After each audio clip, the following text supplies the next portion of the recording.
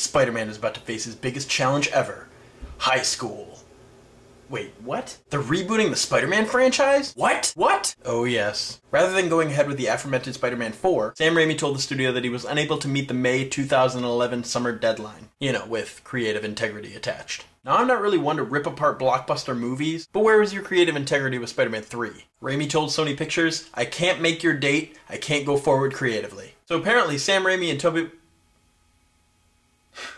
I swear I did not play on the red. So after dropping Tobey Maguire, Kirsten Dunst, and director Sam Raimi, Sony's ready to start over. So instead of Spider-Man 4 being released in May of 2011, the new reboot is going to be released summer of 2012. Oh yippee, another origin story. I'm glad I finally get to see how Peter Parker becomes Spider-Man. I mean, I know that America is an ADD culture, but come on! The first Spider-Man has the #9 domestic box office gross of all time. It hasn't even been 3 years since the last Spider-Man came out. And you want to reboot the whole series. I don't understand your logic. So now if Iron Man 2 doesn't do as great as the first one, we all get to look forward to an Iron Man reboot. Just kidding. Creativity seems to be at a point in Hollywood where coming up with additional Spider-Man stories are just too hard. I mean, it's not like you have 30+ years of Spider-Man lore to draw ideas from. Okay, I'm not painting this Spider-Man reboot in the best light possible. Maybe this is a good idea. I mean, nobody really liked Spider-Man 3 that much. And the people that thought it was okay still hated the emo scene and hated how Venom didn't have enough face or screen time. And I mean, come on, Spider-Man 3 could have been better, but it was no Ang Lee's Hulk. That's an example of an amazing reboot. I actually had a little thought while watching Spider-Man 3 that was Raimi's Batman Forever, and that the whole franchise was headed towards Batman and Robin territory.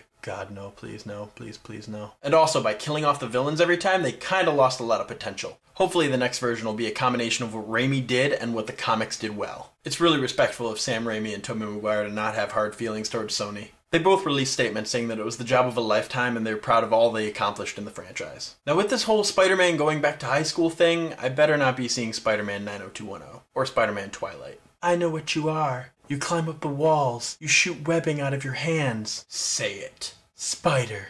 Want to go for a piggyback ride? But in all seriousness, I really think the studio should wait before they reboot the entire series. Work on some other stuff. Do something else. People are just going to get confused.